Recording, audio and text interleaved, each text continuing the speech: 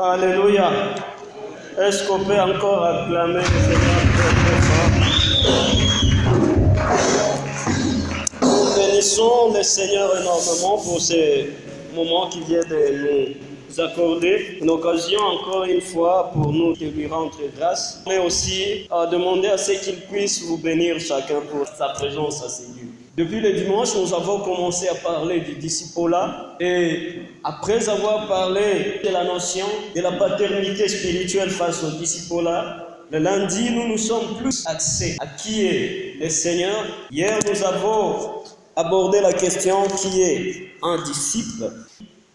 Aujourd'hui, nous énoncerons les conditions bibliques et mode de vie d'un disciple selon Jésus-Christ. Conditions bibliques et mode de vie d'un disciple de Jésus-Christ, tel est le thème que je vais aborder.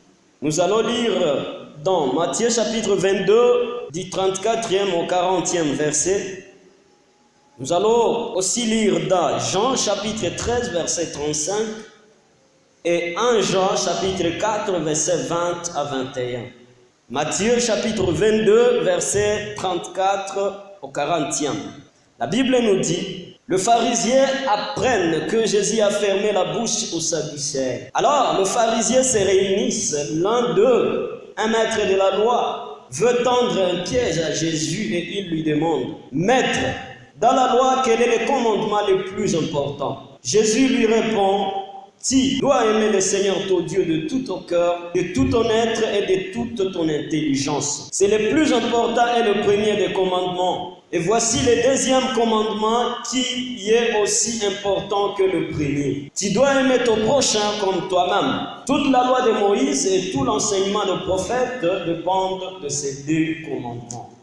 Jean chapitre 13, verset 35, la Bible dit: À ceci tous connaîtront que vous êtes mes disciples, si vous avez de l'amour les uns pour les autres. J'aime quand j'ai lu ces versets dans la version Parole de vie. La Bible dit: ayez de l'amour les uns pour les autres, alors tout le monde saura que vous êtes mes disciples. Et la version Parole vivante va un peu plus loin dans l'explication en disant: la marque par laquelle tous les hommes pourront reconnaître si vous êtes mes disciples, c'est l'amour que vous aurez les uns pour les autres. 1 Jean en fait 4, 20 à 21. Si quelqu'un dit: j'aime Dieu, et s'il déteste son frère ou sa sœur, c'est un menteur. En fait, celui qui n'aime pas un frère ou une sœur qu'il voit, il ne peut pas aimer Dieu qu'il ne voit pas. Voici le commandement que Dieu nous a donné. Celui qui aime Dieu doit aussi aimer son frère et sa sœur, parole du Seigneur. Déjà, je pouvais m'arrêter là-bas par là des conditions bibliques et mode de vie des disciples de Jésus-Christ, parce que, du moins pour celui qui a lu ce texte attentivement ou celui qui a écouté ce texte attentivement, il peut comprendre déjà à partir de là comment un disciple doit se comporter. Mais de tous ces textes que nous avons pu aborder, le Seigneur Jésus-Christ nous montre que aimer est la raison essentielle, c'est la motivation indispensable qui donne même la vraie valeur aux actions des disciples. Parce que selon le Seigneur Jésus, l'amour de Dieu mais aussi l'amour du prochain englobe tout le message que contient les livres prophétiques, mais aussi la loi. J'aimerais vous dire, mes frères et sœurs, vous n'avez pas besoin de lire toute la Bible pour être un bon chrétien, comme on a l'habitude de nous dire. Vous n'avez pas besoin de mémoriser tous les versets bibliques pour être un bon chrétien. Jésus est venu et il nous a rendu la tâche facile. Et lui, il dit, si vous voulez mémoriser tout ce qu'avaient écrit les prophètes, tout ce qui est contenu dans la loi, tout ce qui est contenu dans ce que les théologiens appellent la Torah, si vous voulez en fait contenir toutes ces choses, n'allez pas même les lire. Vous devez tout simplement retenir deux choses. La première chose, c'est que vous devez aimer le Seigneur de tout votre cœur, de toute votre âme, de toute votre pensée, de toute votre intelligence, d'autres versions ajoutent.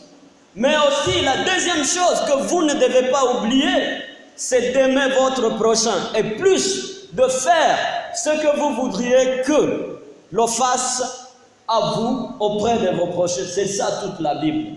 C'est ça même la clé d'entrer au ciel, j'aimerais vous le dire. Parce que vous vous rappellerez, Jésus est en train de dire, moi je ne suis pas venu pour abolir la loi, mais je suis venu plutôt pour l'accomplir.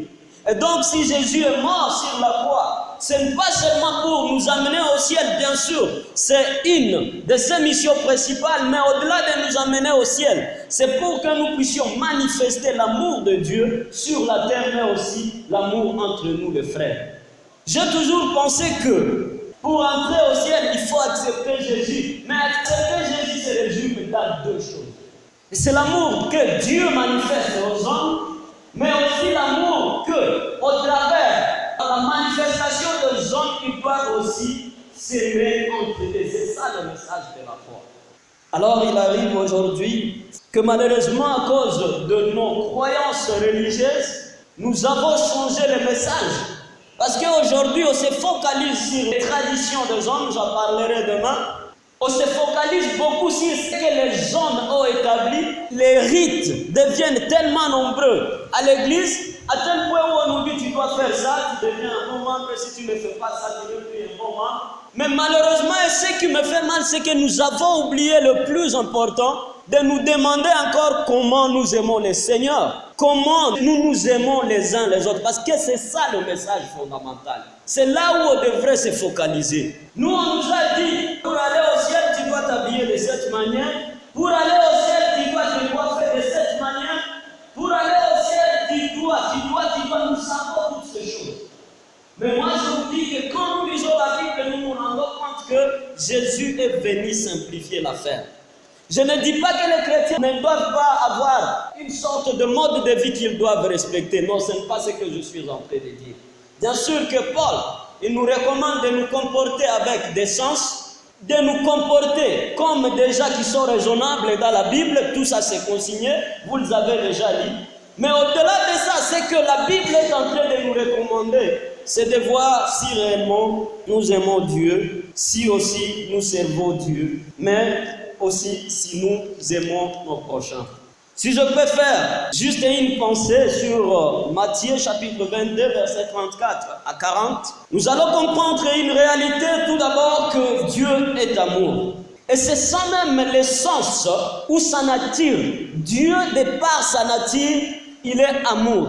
Et en état amour, ce n'est pas un Dieu exclusif comme nous avons tendance de le prendre. Comme si c'est un Dieu qui nous appartenait seulement à nous qui sommes chrétiens. Dans sa nature même où Dieu est amour, il va vers le païen, il va vers ceux-là qui ne peuvent pas mériter son amour. Parce qu'en fait, nous tous humains, dès que nous avons péché, personne parmi nous ne méritait son amour. Mais parce que sa nature, c'est l'amour. Parce que Dieu lui-même, il est amour. Il ne peut pas réussir, entre guillemets, à vivre s'il ne manifeste pas ce qu'il est lui-même. C'est pour cette raison qu'il a choisi encore d'aimer l'homme qui n'était plus aimable. Et donc, déjà, j'aimerais vous dire que Dieu ne vous appartient pas à vous seul. Ne monopolisez pas Dieu, ne le mettez pas dans une boîte. Ne le mettez pas juste dans votre perception pour dire que tel que vous le concevez, c'est comme ça qu'il est. Quand 1 Jean chapitre 1 verset 7 est en train de dire Dieu est amour, ça veut dire que Dieu aime aussi même nos ennemis. Dieu aime les gens que nous haïssons. Tu sais, dans cette nature, il y a des gens qui nous ont fait tellement du mal. Et chaque fois que nous voyons ces gens, nous avons tendance de vouloir qu'ils aillent en affaire. Tu vois quelqu'un, la manière dont il se comporte, envers toi surtout, tu as tendance de lui dire, il faut que toi tu ailles en affaire. Mais ce que nous devons comprendre aujourd'hui, c'est que Dieu aime aussi nos ennemis. Dieu, il aime les gens que nous n'aimons pas. Dieu, il aime les païens autant qu'il nous aime nous-mêmes. Et comprendre cela, c'est une grande richesse parce que de toute façon, même si nous sommes pécheurs, nous pouvons arriver auprès de Dieu tel que nous sommes parce que réellement, Dieu nous aime. L'autre chose très très importante que nous devons comprendre dans cette péricope que nous avons lue, c'est que Dieu exprime son attente dans ses paroles. Tu aimeras le Seigneur ton Dieu. L'attente de Dieu pour moi, c'est que je l'aime. Dieu, il m'a créé pour que je l'aime. Et ça revient même à répondre à la question dont certains amis étaient en train de se poser.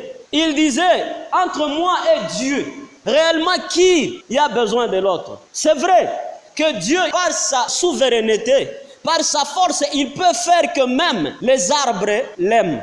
Il peut faire même que d'autres éléments de la création l'aiment. Mais par sa grâce, il a choisi mettre ou déposer son amour en l'homme. Et donc, l'homme, en vivant sur cette terre, la plus grande des choses qu'il devrait faire, c'est d'aimer Dieu. C'est ce que tu dois faire, ma soeur. C'est ce que tu dois faire, mon frère. Aimer Dieu. Et Dieu, dans ce passage, il nous montre que c'est un amour qui n'est pas comparable à celui des hommes. Dans le texte grec, c'est l'amour agapé. Et le agapao, c'est l'amour qui donne et qui se donne. C'est cet amour qui n'attend pas un intérêt coûte que coûte. C'est cet amour qui donne mais n'attend rien de retour. Et Dieu, en nous aimant exactement, c'est ce qu'il a fait. Il nous a aimés, pas parce que nous étions aimables. Il nous a aimés, pas parce que nous le méritions, mais juste parce que c'était l'amour qui se donne. C'était l'amour qui se partage. C'était l'amour qui n'attend rien de retour. Et ça, c'est tellement important. Ça veut dire que même si vous n'arrivez pas à adorer Dieu, Dieu, il vous aime. Ça veut dire que si vous n'arrivez même pas à aimer Dieu, Dieu, lui, il vous aime. C'est pourquoi il continue toujours à demander. Quelqu'un a demandé ici, il dit, pourquoi il continue à frapper maintenant à notre porte? Il frappe à notre porte, pas parce que nous sommes importants, mais il frappe à notre porte parce que Dieu est amour. Tout simplement. Parce que Dieu, il nous aime tellement, et puis sa nature fait en sorte que haeziweza kuishi bila kupenda. L'amour dont il est question ici, c'est l'expression de l'amour qui est totalement et parfaitement infini. C'est l'amour qui est infini. Dieu ne nous aime pas juste pour un temps, mais Dieu, il nous aime infiniment. Ce sera son regret que tu ailles en affaire. Dieu, il ne veut pas que les gens aillent en affaire. L'affaire a été créée pour le diable. L'affaire a été créée pour les anges déchus. C'est comme si les hommes, ils viennent se coller juste à l'affaire, mais Dieu ne veut pas que les hommes aillent en affaire. Parce qu'il lance son message chaque jour. Il dit, attention, le diable est là. Le diable, ce qu'il souhaiterait, c'est d'avoir les candidats dans son affaire. C'est d'avoir les candidats qui vont souffrir avec lui. Et Dieu, il est en train de nous dire, attention, n'écoutez pas les diables. Ne suivez pas les diables. Mais le problème de l'homme, c'est parce qu'il pense que Dieu est en train de les tromper. Vous reconnaissez cette histoire avec l'histoire des jardins d'Éden où Dieu avait dit, tu ne mangeras pas de ça. Et quand Dieu avait dit, Satan, lui, il vient pour détruire ce message, il va dire, est-ce que Dieu avait réellement dit? Et puis quand la femme va confirmer en disant, oui, Dieu avait dit, le diable va dire, il savait certainement que toi, tu seras ceci ou cela. C'est la même chose que le diable est en train de faire aujourd'hui. Quand on dit non, ce n'est pas bien d'être impudique, ils disent non, vous savez, si nous on ne fait pas l'impudicité, il y aura ça. Satan, il met toujours des échappatoires où l'homme a tendance de justifier ses méfaits. Et ça, c'est la ruse du diable qu'il a commencé à utiliser depuis très très longtemps et qu'il continue à utiliser. Mais la Bible nous dit ceci à Romains chapitre 5, verset 8. Dieu prouve son amour envers nous en ce que lorsque nous étions encore de pécheurs, Christ est mort pour nous. Dieu, il prouve son amour envers chacun de nous. Et approuvant cet amour qui se donne mais qui n'attend rien de retour, lui qui était Dieu, lui qui s'est suffisé à lui-même, il a encore descendu. Quand nous étions de pécheurs, c'est ce que la Bible dit. Dieu est venu et il a envoyé Christ mourir à notre place. Et donc, je parlerai un peu de ce qu'est aimer Dieu. Mais avant, j'aimerais me poser la question, pourquoi il faut aimer Dieu? Tout d'abord, selon 1 Jean 4, verset 19, nous aimons Dieu parce que lui, il nous a aimés le premier. C'est ça la condition, la première condition qui fait que j'aime Dieu, qui fait que tu aimes Dieu. D'ailleurs, qui fera que nous puissions l'aimer jusqu'à mourir, parce que lui, il nous a aimés le premier. Nous qui n'étions pas aimables, nous qui ne méritions pas de l'amour, parce que notre premier parent Adam venait de pécher, mais Dieu, il nous a aimés. Et en nous aimant le premier, je pense que la chose que nous devrions faire, c'est répondre à cet amour par l'amour. Mes sœurs, vous êtes là?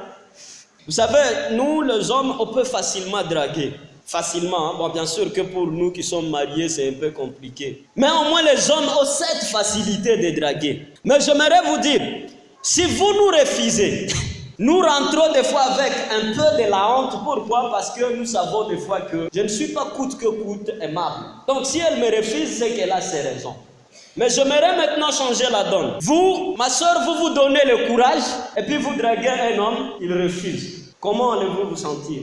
C'est ridicule, non? Tu auras honte chaque fois que tu verras cet homme. Et peut-être même la honte sera mélangée de la colère des fois. Parce que de toute façon, vous les femmes, vous avez tendance à croire que les hommes ne sont pas aimables. Mais si je me donne le courage, c'est ça que vous vous direz à tête. Si je me donne le courage d'aller lui dire, lui, il ose me refuser. Nous avons attendu les sœurs qui ont eu ce courage-là. Chaque fois qu'elles voient cet homme ou qu'elles parlent de cet homme, elles ont toujours l'habitude de dire, tu vas tout ajijua. Mina kazikilia huruma, mina jivalisha tout courage niende kaambia kana katala. Et c'est ce que Dieu dirait de nous. Parce que nous ne sommes pas aimables. Nous ne le méritons pas. Et Dieu, donc, quand il est au ciel, il vient te draguer pour dire, est-ce que vraiment tu peux venir vers moi? Et puis toi, tu es là, tu boudes de Dieu. Dieu a tendance de fois de s'étonner à est-ce qu'il y a quelqu'un à juger? Toutes les choses qui peuvent pousser à ce que tu sois orgueilleux, tout ça vient de Dieu. Ta vie là, ton souffle même que tu as n'est pas entre tes mains. Et puis il s'étonne, il dit, où est-ce que tu sais, la tendance des gens, c'est de dire, moi je suis intelligent, moi j'ai un boulot, moi j'ai de l'argent, pourquoi je peux aimer Dieu?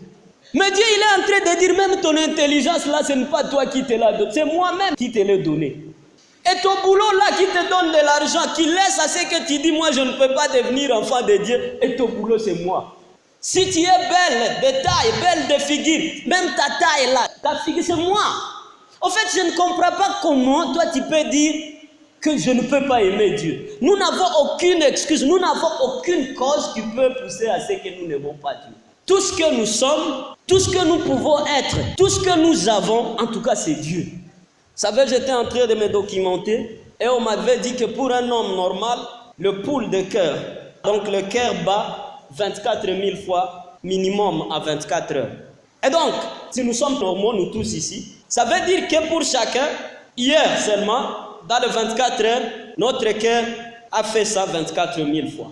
Mais maintenant, toi qui es orgueilleux, de toute façon, tu t'en fous de Dieu. Est-ce que Dieu ne peut pas arriver, je m'excuse, il n'oublie pas, mais est-ce que Dieu ne peut pas arriver à dire, ok, comme toi tu m'oublies, moi aussi je vais t'oublier un peu pendant quelques secondes. Et si alors réellement Dieu t'oubliait? Donc nous avons tellement intérêt, je faisais juste cet exemple pour dire que l'homme, quel qu'il soit, a intérêt à aimer Dieu. C'est pourquoi je vous disais, même quand nous allons annoncer le message de Dieu, ce n'est pas un message de négociation. C'est de montrer aux gens leur intérêt en appartenant à Dieu. Ce n'est pas Dieu qui gagne. Dieu est Dieu même quand toi tu n'es rien. Dieu est Dieu même quand tu n'es pas. Et alors si Dieu est tout, quand toi tu n'es même rien, ça veut dire que c'est toi qui as intérêt de venir auprès de Dieu. Nous devons aimer Dieu pour la beauté de la création. J'aime le verset du psalmiste qui est en train de dire, quand je vois ta création, je me demande même qui est l'homme pour que tu penses à lui. Des fois, il arrive un moment que nous allons vers Kichanga. Nous allons vers d'autres endroits que vous pouvez connaître. Vous voyez vous-même la beauté de la création de Dieu. Puis, quand vous réfléchissez à ça, Dieu pense aussi à ça. Qui suis-je moi? Pour que Dieu pense aussi à moi. Et vous savez, l'homme, souvent il a tendance de se croire important parce que les autres le disent. Mais j'aimerais, ma soeur, mon frère, que tu rentres toi-même au fond de ton cœur. Toi-même, tu sais que tu n'es pas important que les autres. Parce que toi, tu connais tes défauts. Parce que toi, tu connais tes faiblesses. Parce que toi, tu connais ton incapacité. Vous savez, si Dieu pouvait arriver à nous étaler chacun avec ses faiblesses sur WhatsApp, sur Facebook, il y a des gens qui fermeront leur téléphone jusqu'à l'éternité. Nous nous connaissons avec nos faiblesses. Mais des fois, voyant la beauté de la nature, on se dit pourquoi Dieu peut permettre que ce soit moi qui prêche aujourd'hui? Pourquoi Dieu peut permettre à ce que ce soit moi qui veut plutôt me mettre au devant de son peuple et commencer à chanter, à commencer à adorer? Nous ne méritons tous pas ce que nous faisons. C'est pourquoi moi, quand on me dit non, il ne faut pas parler de pasteurs, je me dis les pasteurs ne sont pas plus que Jésus. Si nous parlons de Jésus sur la chair, ça ne veut pas dire que nous ne pouvons pas parler des pasteurs. Ils ne sont pas importants que Jésus. Il n'y a personne qui soit important à l'église à tel point qu'il n'est pas critiquable. À commencer par moi qui, toi aussi tu es critiquable. Tout le monde parmi nous est critiquable. Mais Dieu, malgré toutes ses faiblesses, lui qui nous accepte. Il y a des gens, si vous voyez dans leur téléphone ici, ils ont des messages que certaines personnes leur ont envoyés en disant, toi aussi tu n'as même pas honte d'aller prêcher, tu n'as même pas honte d'aller chanter, tu n'as même pas honte de servir le Seigneur. Mais ils sont là, ils reviennent encore le dimanche, le Seigneur les accepte. Et donc c'est quand nous voyons toutes ces choses, cet amour-là où on se dit quelle considération le Seigneur a déposé à moi. Je l'adore pour juste la beauté de la nature. Quand je regarde, je me dis, ah waouh, si le Seigneur qui a tout créé, qui a créé toutes ces choses, que même les touristes admirent, et les touristes viennent payer pour ces choses. Moi, on n'est jamais venu me visiter un jour et on donne de l'argent. Mais on va visiter les montagnes, on va visiter les gorilles. Toute cette beauté, tout ça, c'est que si Dieu m'a aimé et a aimé ces choses, moi aussi, je dois l'aimer. Nous aimons Dieu aussi parce qu'il se présente dans la Bible comme notre Père. Les textes originaux le présentent comme Abba, qui veut dire notre Père. Dieu est notre Père. C'est pourquoi aux frères et sœurs orphelins qui sont ici, j'aimerais vous dire que vous n'êtes pas seuls, vous avez Dieu. À tous ces gens qui se sentent dépaysés, leurs parents n'arrivent plus à répondre à leurs requêtes, j'aimerais dire qu'au-delà de vos parents, il y a Dieu. Et ce Dieu-là, il se présente comme Abba pour chacun de nous. Ce Dieu-là, il se présente comme Père. Vous savez, de toute façon, nous qui avons un certain âge, nous qui avons dépassé la trentaine, vous laisse dire, nous sommes conscients qu'il y a des choses que nos parents ne pouvaient pas faire. Mais grâce à Dieu, on a fait ces choses. Il y a tellement de choses. Ton papa n'a jamais été directeur d'une ONG. Mais subitement, par la grâce de Dieu, tu as été engagé à une ONG. Ton papa, lui d'ailleurs, peut-être il ne sait pas parler français. Mais par la grâce de Dieu, tu es allé dans des lieux où on parle français et Dieu t'a donné un passage pour dire que Dieu réellement se présente comme Père et il répond favorablement comme Père. C'est pourquoi aussi nous l'aimons. Vous savez, c'est triste quand nous sommes dans l'église et on n'a jamais assisté à cette présence de Dieu dans sa vie où on se dit, cette fois-là, ça c'est pas moi qui ai fait ça, c'est Dieu qui a fait. Il y a des circonstances comme ça. Vous vous rendez compte que non, mon papa ne pouvait pas faire ça, ma maman ne pouvait pas faire ça. En tout cas, si j'ai cette chose, si je suis ce que je suis devenu aujourd'hui, c'est Dieu qui a fait. Je sais qu'il y a certainement parmi nous les gens qui comprennent ce que je suis en train de dire. Ce n'est pas ton père, ce n'est pas ta mère qui t'a inscrit dans cette chorale. Mais par la grâce de Dieu, Dieu a fait que tu sois. Et encore, tu es au devant. Vous savez, il y a des gens, j'ai toujours dit ça aux gens de la chorale, qui se marieront, pas parce qu'elles sont dignes d'être mariées, mais juste parce qu'elles ont changé pour Dieu. Il y a des gens qui, comme moi, qui auront des opportunités, pas parce qu'ils méritent, mais juste parce que Dieu leur avait donné quelque chose à faire et ils l'ont fait. Et Dieu leur a récompensé par sa grâce. Dieu est réellement Abba. Il est notre Père. Et en étant notre Père, il nous prouve encore une fois son amour. C'est pourquoi nous aussi, nous aimons Dieu. Et donc, nous aimons Dieu parce que nous croyons fermement que cet amour étonnant de Dieu nous a aussi touchés. Et c'est pourquoi Paul, lui, quand il exprime ça, il dit nous sommes tellement pressés par cet amour. C'est comme si nous étions des citrons. Et puis subitement, l'amour de Dieu nous presse tellement que les jus ne doivent pas manquer de sortir. Et c'est en cela même que quand le jus sort, c'est comme si nous sommes aussi obligés d'étendre cet amour vers les autres arriverains. Deuxièmement, comment maintenant nous devons aimer ces dieux? Quand nous avons lu notre passage d'en haut, Matthieu 22, 34 à 40, la Bible nous a montré comment nous pouvons aimer Dieu de tout notre cœur.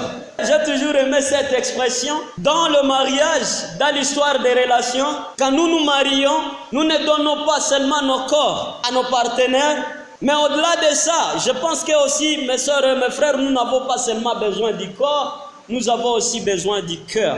Et pourquoi les sœurs, comme les frères, ils ont toujours tendance de demander le cœur? C'est tout simplement parce que le cœur, c'est la vie de quelqu'un. Si un homme accepte de te donner son cœur, ça veut dire qu'il te donne sa vie. Et Dieu, quand il nous demande de l'aimer, il nous demande de l'aimer de tout notre cœur. Et notre vie entière, nous la lui donnons. Notre vie entière, nous la lui laissons. Nous faisons en sorte qu'il soit le commandant, le chef, le directeur de notre vie. C'est ça aimer Dieu de tout notre cœur. C'est lui donner toute notre vie. Ne faites plus des SMS juste par semblant. Dire mon cœur, je t'aime mon cœur, je te donne mon cœur. Vous êtes tellement moins intelligente que vous pouvez donner un cœur à quelqu'un qui ne vous a jamais fiancé. On ne donne pas ces choses n'importe comment. Le cœur, c'est la vie. Le cœur, c'est tout ce qu'un homme peut avoir. C'est le cœur même qui contient la respiration de l'homme. Et donc, je ne peux pas donner mon cœur à n'importe qui, ça qui est des engagements clairs. J'espère que vous les écrivez juste par message pour le flatter, mais ce n'est pas la vérité. Mais s'il vous plaît, si c'est la vérité, à partir d'aujourd'hui, allez retirer votre cœur et donnez-le au Seigneur.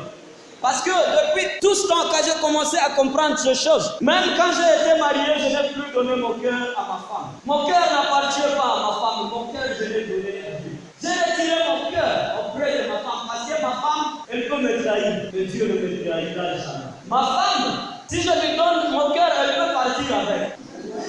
Mais Dieu, lui, il ne part pas avec mon cœur, il est là, dans mon cœur. Ma femme, si je lui donnais mon cœur, des fois elle peut l'utiliser pas comme moi je souhaiterais. Elle peut jouer avec, elle peut prendre mon cœur comme un jouet. Mais Dieu, lui, il sait la valeur de mon cœur, c'est pourquoi je lui donne mon cœur. Et en donnant à Dieu son cœur, on l'aime tellement que même nos femmes, des fois, vous savez, quand les gens se marient, ils ont tendance à dire c'est le goût à papa, c'est le goût à maman. Moi, je ne dis jamais c'est le goût de ma femme. J'ai mon Dieu qui m'aime, j'ai mon Dieu qui m'a appelé, j'ai un ministère à honorer. C'est pourquoi quand on m'appelle, moi j'ai un enfant, je vous ai dit, j'aime beaucoup ma femme. J'aime des fois rester à la maison chaque week-end, mais je dis, je dois partir. Cette semaine, je ne serai pas à la maison parce que j'ai déjà donné mon cœur à Dieu. Et quand je donne mon cœur à Dieu, c'est lui qui décide de ma vie. Ma vie est entre les mains du Seigneur.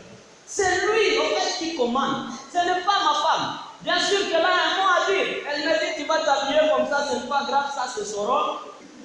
Mais ce n'est pas à elle de décider sur mon ministère. Mais maintenant, elle a aussi son ministère sur lequel le Seigneur lui a appelé. Ce n'est pas moi, son mari, qui décide. On peut décider de ce qu'on va manger le soir, ça c'est pas grave. Mais jamais décider sur ce qui est bien de son ministère. Et alors, nos maris ne peuvent pas devenir tout.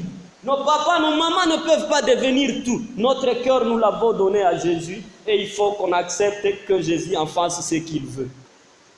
Aimer Dieu de tout notre cœur, de toute notre âme, de tout notre passé. Je n'ai pas revenu à l'âme parce que l'âme, c'est le réservoir des sentiments. Si on donne à Dieu son cœur, on lui donne tout en fait. La Bible est en train de dire, 1 Jean chapitre 5, versets 2 à 3, nous connaissons que nous aimons les enfants de Dieu lorsque nous aimons Dieu et que nous pratiquons ses commandements. Car l'amour de Dieu consiste à garder ses commandements et ces commandements ne sont pas pénibles. C'est une réalité, les commandements de Dieu ne sont pas pénibles. Ce sont les hommes qui compliquent les choses. Comme je vous ai dit, dans toute la Bible, toute cette grande Bible, toutes ces choses qui sont écrites, Dieu ne nous demande pas de tout mémoriser. Mais il nous demande seulement de retenir des choses et de les appliquer. Mais ici, la Bible dit que nous connaissons que nous aimons les enfants de Dieu lorsque nous aimons tout d'abord Dieu, et qu'en aimant Dieu, plutôt nous pratiquions aussi ses commandements. Car l'amour de Dieu consiste à garder ses commandements, et ses commandements ne sont pas pénibles. Les commandements de Dieu ne sont pas pénibles. Dieu nous demande de l'aimer de tout notre cœur, de toute notre âme, de toute notre pensée. Le mettre à la première place dans tout ce que nous faisons. Faire en sorte qu'il soit là, qu'il décide sur notre vie, qu'il décide sur notre célibat, qu'il décide sur notre richesse, sur notre travail, qu'il décide sur tout ce que nous pouvons entreprendre. Le deuxième commandement, c'était une référence maintenant qui est venue à 1 Jean chapitre 4, verset 20-21, nous l'avons lu. Si quelqu'un dit j'aime Dieu et s'il déteste son frère ou sa soeur, c'est un menteur. Aujourd'hui, nous avons un problème un peu dans nos églises. Il y a des gens qui disent nous aimons Dieu et cela nous suffit. Des gens qui viennent, ils offensent mon frère et à l'offensant, il dit moi j'ai déjà demandé pardon à Dieu, cela me suffit. Non, Dieu il dit si tu dis que tu m'aimes, moi Dieu, et tu n'aimes pas ton frère qui est à côté de toi, ça veut dire que tu es un menteur. Et pourquoi il donne une cause? Parce que Dieu, il est au ciel, on ne le voit pas. Mais le frère qui est à côté de nous, nous le voyons. La soeur qui est à côté de nous, nous la voyons. Et donc à la voyance, si nous disons que nous aimons Dieu, cet amour doit d'abord se manifester à celui qui ou à celle qui est à côté de nous. C'est que mes frères et sœurs, ne fuyez pas. N'allez pas d'abord vers Dieu si vous voulez manifester l'amour de Dieu. Si vous voulez prouver que vous aimez Dieu, vous devez d'abord aimer les frères et les sœurs qui sont à côté de vous. Et ça, c'est très important parce qu'en fait, Dieu, il est bon, il est gentil, il est merveilleux sur ses points. Il ne nous demande pas coûte que coûte de rester dans cet amour-là que nous ne voulons pas comprendre. Mais il dit, c'est très simple. D'ailleurs, vous vous rappellerez dans la Bible, il dit, un jour, nous arriverons au ciel. Et Dieu va nous dire, merci parce que vous m'avez aidé. Et nous lui demanderons, Dieu, qu'est-ce que moi je t'ai aidé? Il dit, tu te souviens le jour où tu avais fait ça à quelqu'un? Ça veut dire que Dieu, de fois, il s'incorpore, il entre, si je peux utiliser ces termes, dans les corps des hommes et des femmes. Et quand nous les aimons, nous aimons automatiquement. Mais maintenant, j'ai une question. De ce deuxième commandement où la Bible nous demande d'aimer notre prochain, où est parti l'amour au sein de notre communauté? Où est parti l'amour dans nos ministères? Où est parti l'amour partout où nous vivons? Parce qu'en fait, c'est ça le signe. Je ne critique pas nos églises. Mon problème, ce n'est pas comment on vous voit. Mon problème, ce n'est pas ici comment vous vous habillez. Mon problème, ce n'est pas comment vous êtes calme à l'église. Parce que nous, la tendance, c'est que nous, que Dieu avait créé brillant comme ça, on a tendance de nous regarder comme ça. On dit, parce que déjà, quand ils nous voient, ils voient la coiffe. Quand ils te regardent, ils voient comment tu es habillé. Mais la Bible n'est pas en train de dire qu'on les reconnaîtra au travers de leur habillement. Je ne dis pas que l'habillement est moins important, s'il vous plaît. Je ne dis pas que notre comportement est moins important, notre façon d'apparaître, non. Mais la Bible parle. Le message des disciples ne dit pas qu'on vous reconnaîtra par votre manière de vous habiller. Vous savez, les plus grands bandits dans d'autres pays, ils s'habillent toujours en costume. Mais chez nous, quand on vient comme ça en costume, on dit, ah, voilà, Dieu va passer. Si mon frère commence à se lever ici, on a venu à Liongo Zanag. Quand il sait et tout. Mais quand quelqu'un est habillé avec, la Bible dit qu'on vous reconnaîtra pas par ces choses, mais on vous reconnaîtra que vous êtes des disciples lorsque vous commencerez à vous aimer les uns les autres. Et la version que j'ai lue ici, la version parole vivante, elle dit la marque par laquelle tous les hommes pourront reconnaître si vous êtes mes vrais disciples. Ce n'est pas lorsque vous irez prêcher, ce n'est pas lorsque vous commencerez à vous présenter en disant vous savez moi je suis telle de telle église. Parce que non, la marque qui fera c'est qu'on nous reconnaisse comme disciples, c'est l'amour que nous aurons les uns pour les autres. Où est parti l'amour? Je dois insister, j'aime beaucoup ma communauté. Je suis un fils de cette communauté. Mes papas ont beaucoup travaillé pour cette communauté. Moi-même, je travaille pour cette communauté. Et donc, chaque fois que je vois quelque chose qui ne va pas dans cette communauté, sincèrement, vous me faites mal.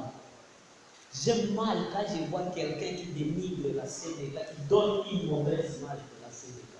Ça me fait mal. Et pourquoi quand je parle de nos pasteurs, ce n'est pas que j'ai le pasteur, ils connaissent combien je les respecte. Moi, j'ai le respect automatique avec tout le monde. Où est parti l'amour dans nos chorales? Si je parle de chorales, ce n'est pas que je ne vous aime pas. Je vous aime beaucoup, j'apprécie de la musique. Mais s'il vous plaît, où est parti l'amour au sein de nos petits groupes? Comment vous pouvez comprendre? Et puis on ne veut même pas qu'on en parle. Que dans notre communauté aujourd'hui, on voit des ministres de Dieu qui sont jaloux les uns des autres. Comment vous pouvez accepter qu'on n'en parle pas sur chair? Des gens qui sont prêts à mentir, à trahir les autres, qui sont prêts à toucher même les gris-gris, juste pour détruire les autres. Comment vous pouvez comprendre ces choses dans la maison de Dieu? On en parle avec nos chorales. Il y a tel choral qui ne voudrait pas que tel autre choral puisse bien chanter. Et au lieu de prendre la simple stratégie de détruire seulement les instruments, quand ils vont chanter, il faut baisser le volume. Mais il y a ceux qui vont loin, ils vont même chercher des limites pour que les autres ne changent pas. Il nous rappelle quand nous on était encore dans le péché, quand on jouait le match. C'est que quand on jouait au football, il y avait d'autres, on disait Walitirika Bengin. Kutirika, c'est comme si. Alors, on mettait quelques trucs là, si vous passez, dit-on, ça rend amorphe vos jambes. Et aujourd'hui, c'est ça qu'on voit même dans la maison de Dieu. Il y a des gens qui ne sont pas contents que les autres évoluent. Il y a des gens, vous voulez vous lever et puis être grand, ils tapent sur votre tête. Eti mshaanza kuwa najiona kama nyinyi ndio banani mwai. Shinyo tulianzaka ile boro tuko calme nyinyi mnakuyakuya. On écoute ce genre de choses et malheureusement les gens ils ne veulent pas qu'on en parle. Et nous qui en parlons, on dit c'est vous les ennemis. Ah, moi je deviens encore ennemi. Qu'est-ce que j'ai fait de mal? Quelqu'un qui fait du mal, on le tolère, mais moi qui dis la vérité, on me dit il y a un problème. Il faut que l'amour naisse au milieu de nous. Goma, j'ai assisté à un cas qui m'a un peu surpris. Il y avait des évangélistes qui étaient tous dans une même paroisse et ils ont créé un groupe de prière, un groupe que Dieu a béni énormément. Les gens commençaient à venir pour qu'on intercède à leur faveur. Et puis il y avait un d'entre eux que le Seigneur a puissamment utilisé. Vous savez quand le Seigneur utilise puissamment un, c'est que tous les fidèles ils vont auprès de cette personne. Et les autres ils commençaient à devenir jaloux. Un jour, il était dans son bureau, dans leur bureau d'intercession. Il y a des frères qui ont envoyé une femme en disant de créer scandale.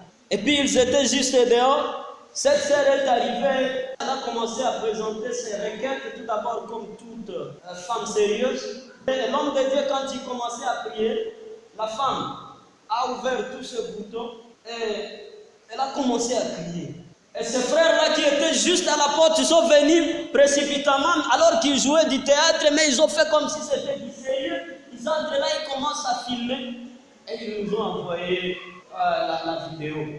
Le frère le soir, il m'appelle et il dit, mon cher, moi je ne comprends pas ce qui s'est passé, mais je n'ai rien fait. Mais vous savez, moi je suis de ceux qui ont reçu la vidéo, comment je saurais que tu ne l'as pas fait? J'ai vu. Et des fois, nous, quand nous voyons ce genre de choses, la première chose à faire, c'est de condamner. C'est d'affirmer, comme si réellement nous avions été là. Nous, on avait séparé les frères et on l'a suspendu pendant un moment. Heureusement, et ce que j'aime avec le Seigneur, c'est que le mensonge a toujours eu fin. Cette sœur commençait à vivre des situations un peu compliquées dans sa vie, dont je ne peux pas parler ici sur chair, c'était tellement compliqué. Et puis, elle est encore revenue pour demander pardon et l'a confessé. Où est parti l'amour? Ça fait tellement mal aujourd'hui de voir des frères et des sœurs qui ne sont pas contents de voir les autres être promus. Ils se sentent mal quand ils voient quelqu'un même se marier. Ils mettent juste sur WhatsApp pour dire mais là au fond du cœur, je se dit pourquoi tu n'y es? Où est parti l'amour? Un ami, on a mis dans son cadeau de mariage, quelqu'un a déposé dans une enveloppe un lézard. Et il a écrit son nom. C'était un frère de l'église. Un lézard qui est déjà mort. Et il disait dans un petit message, que c'est juste parce que le frère s'était marié avec celle qui pouvait être sa femme. Alors il a refusé et puis il était jaloux. Quand nous avons demandé à la sœur va nous dire, mais il est venu même après. Il voulait juste que je quitte mon mari. Et puis quand j'ai refusé, c'est ça maintenant. Et il a mis son nom, c'était clair. Comment vous pouvez comprendre que ces choses se passent dans nos églises, dans nos communautés et que nous n'en parlons pas? Où est parti l'amour? J'ai beaucoup d'exemples sur ce point. Il y a tellement de l'injustice, de mauvaises choses qui se passent, surtout à ce qui revient de l'impudicité dans nos consistoires. Nos diacres de foi, ils ne vivent pas conformément à la parole de Dieu. Dans nos chorales, ça ne va pas. L'impudicité, c'est terrible. Il y a une sœur qui m'a donné un témoignage un peu très très choquant. Elle était ce que nous appelons Antonaise de la chorale. Et elle m'a dit que c'était le jour de mon baptême où j'ai été déviergé par mon président de la chorale. Et ce jour-là, le soir, on nous a donné une chanson à la maison parce qu'on devait rendre grâce à Dieu. Nous avons chanté, mais on venait juste de passer à l'acte. Il y a tellement de l'injustice. Je suis un enfant de la CBK. Je suis passé moi-même par beaucoup de choses. Sincèrement, pour être là où je suis, Dieu il m'a fait grâce. Il a compati à mes côtés. On ne peut pas détailler toutes les choses que nous en dirons. Et je sais que je ne suis pas le seul. Il y a des frères et des sœurs qui sont ici, mais qui ont connu des choses difficiles dans l'église. Et ils se disent finalement pourquoi même nous venons à l'église. Comment on peut donner la responsabilité à telle personne alors que c'est une mauvaise personne? Que des frères qui font semblant. Quand on adore, ils ferment les yeux alors que c'est eux qui sont en train d'abîmer. J'utilise le verbe abîmer nos sœurs à l'église. Quelle est sœur qui est partie de nos frères aujourd'hui? Et malheureusement, ils viennent chanter, il n'y a plus le respect du sacré, on ne respecte plus les mazabaou. Et ces choses, les gens ils ne voudraient pas qu'on en parle.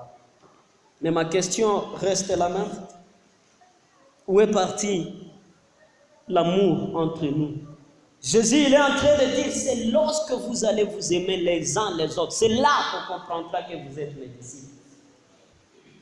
Si tu as un problème avec quelqu'un, je te supplie, arrête, va d'abord demander pardon. Si tu sens que tu as offensé quelqu'un, si tu sens que quelqu'un t'a offensé, la Bible est en train de dire, avant de donner ton offrande, va, réconcilie-toi d'abord avec cette personne et puis viens faire maintenant ton vœu à Dieu. On ne peut pas continuer à travailler dans une même communauté avec des problèmes. Pour moi, je n'ai jamais compris, et ça je le dis tout le jour, pourquoi quand nous allons ailleurs, dans d'autres communautés, on nous considère comme les bénéficiaires de Dieu. Mais quand nous sommes chez nous, les gens ils nous voient comme des ennemis. Pourquoi? Chacun de nous doit rentrer au fond de nous. Se demander pourquoi de ces choses. J'ai fini mon message d'aujourd'hui en lisant des portions des Saintes Écritures. Matthieu chapitre 5, verset 38 à 48. Vous avez appris qu'on a dit, œil pour œil et dent pour dent. Mais moi je vous dis, si quelqu'un vous fait du mal, ne vous vengez pas. Au contraire, si quelqu'un te frappe sur la joue droite, t'as lui aussi l'autre joue. Si quelqu'un veut te conduire au tribunal pour prendre ta chemise, laisse-lui aussi ton vêtement. Si quelqu'un te force à faire 1 kilomètre à pied, fais-en 2 avec lui. Quand on te demande quelque chose, donne-le. Quand on veut t'emprunter quelque chose, ne tourne pas le dos. Vous avez appris qu'on a dit, tu dois aimer ton prochain et détester ton ennemi. Mais moi je vous dis, aimez vos ennemis. Priez pour ceux qui vous font souffrir. alors vous serez vraiment enfants de votre Père qui est dans les cieux. En effet, il fait lever son soleil sur les méchants et sur les bons. Il fait tomber la pluie sur ceux qui se conduisent bien et sur ceux qui se conduisent mal. Si vous aimez seulement ceux qui vous aiment, quelle récompense est-ce que Dieu va vous donner? Même les employés des impôts font la même chose que vous. Et si vous saluez seulement vos frères et vos sœurs, et qu'est-ce que vous faites d'extraordinaire? Même les gens qui ne connaissent pas Dieu font la même chose que vous. Soyez donc parfaits comme votre Père des cieux est parfait. Jean chapitre 13, versets 34 à 35. Je vous donne une directive nouvelle. Pour d'autres versions, je vous donne un commandement nouveau. Aimez-vous les uns les autres. Oui, tel est mon commandement.